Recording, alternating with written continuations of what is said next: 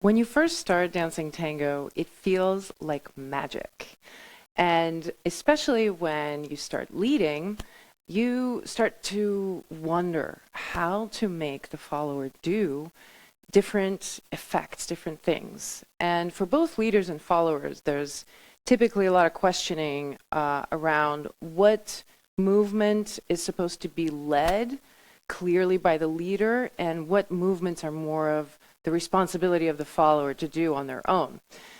That can be a debate for many, many people for many years.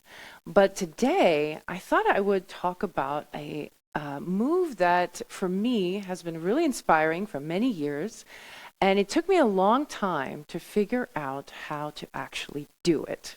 The move that I am referring to, I know as dissociated lead.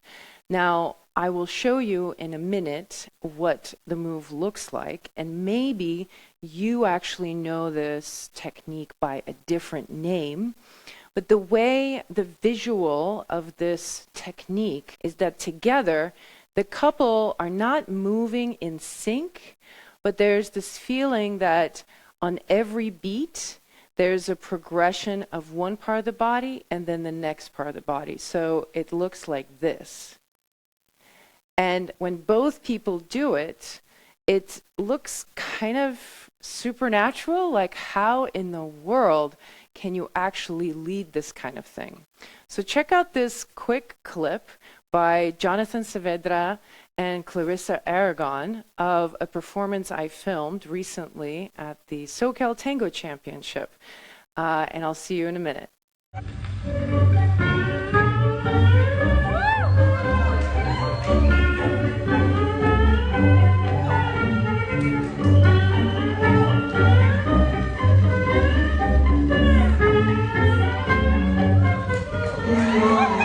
The first time that I actually saw this technique was in a performance by Chicho Frumboli and Juana Sepulveda, and I'm actually linking the clip of that performance in the show notes. So if you want to see, there's this moment when he's performing to D'Arienzo's El Flete, where he does this quick little dissociated lead sequence of steps, and it looks really cool. And I saw it and was inspired by this question of like, oh my God, how do you actually convey something like that?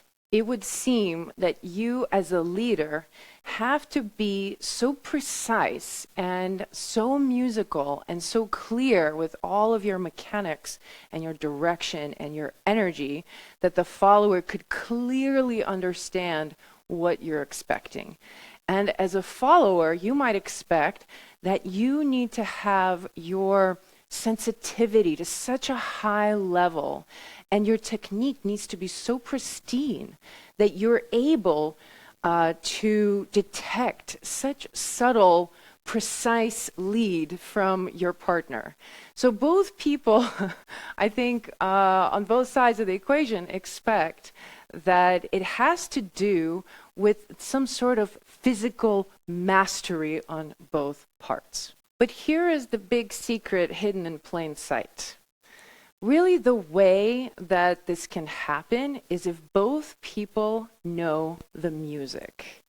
So in the case of Chicho, who leads it in a very small portion of the song, he has to convey it in such a way that it's connected to the music that his partner can respond to it, can understand the idea that he's proposing.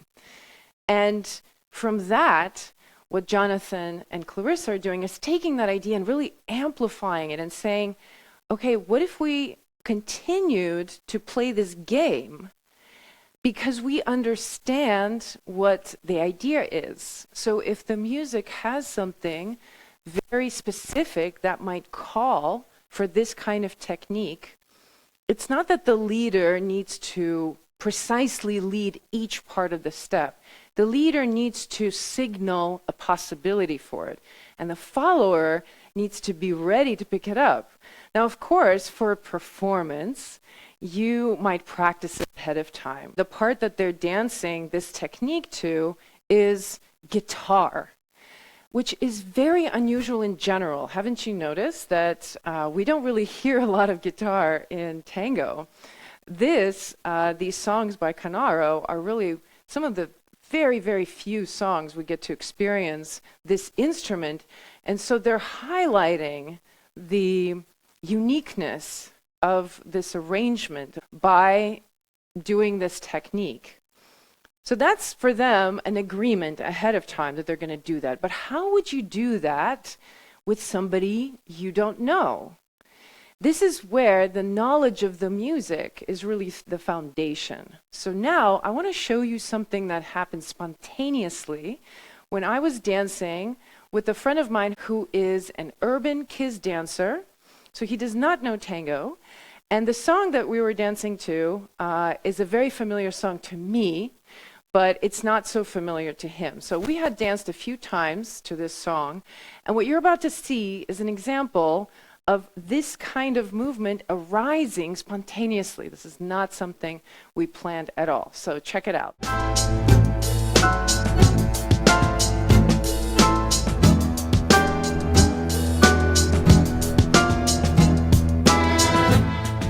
Okay, so this is the kind of thing that can happen when you understand the music. Charles did not start leading me into this technique per se. He wasn't trying to make me start and stop on every step. He conveyed an idea and I picked it up, and then we were passing it back and forth. In this way, if you are a follower, just know this is the role that you play. A lot of times the idea behind dancing to these songs is not necessarily following perfectly or somehow standing out by doing some sort of an embellishment that's very dramatic. But it's more of thinking of this as like we're playing a musical game and there are these musical ideas that are being passed back and forth. Now, of course, for every successful occurrence of this kind of simultaneous understanding of the music, there are many, many times that this does not work. I have attempted to create this effect with different partners in different contexts. Even as a follower, sometimes I might suggest it, but unless my partner is really in sync with the music the same way I am, and we really understand each other, it might not happen. So now that you understand that it's really about the music, not about any specific technique, I want you to take this as a personal challenge. Maybe you take the same song from the video, Canaro's Mimosa, you take that song and you actually try with your partner to perform that exact sequence of steps. Meaning not like you have to execute a particular figure, but to agree that when that guitar part comes on, that both of you are going to commit to following this pattern where one person steps and then the partner steps, and then you step and then the partner steps, and then you alternate. Just agree to it ahead of time and see if you can make it happen. And I guarantee you, if you just try to do it, even if you're not successful, you try to do it a few times with someone, and maybe even if it fails, the next time you hear that song, you will do it. You will try to do it again. It will come up and it will be spontaneous. And the better you get at it, the more you hear it, the easier it will be for you to sort of organize your body to convey the idea.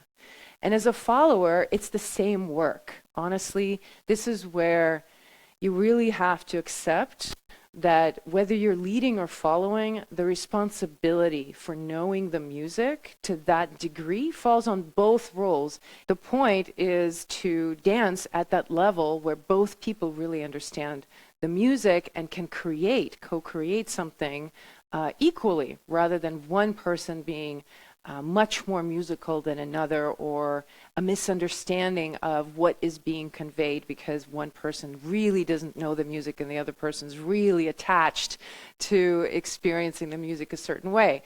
Those are the things that we're dealing with right now. And really, the work lies with both leaders and followers to hone those skills. So if you want to get to know the music to that level so that you understand what are the possibilities of expression and what's really there for you to play with, then I encourage you to check out my online program called IMSO Tango School Online. You can get first month free to explore the program and see if it works for you. Just click on the link in the show notes, and hope I see you in there.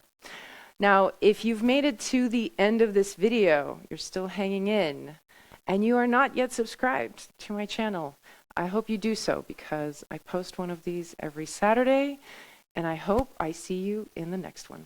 Ciao.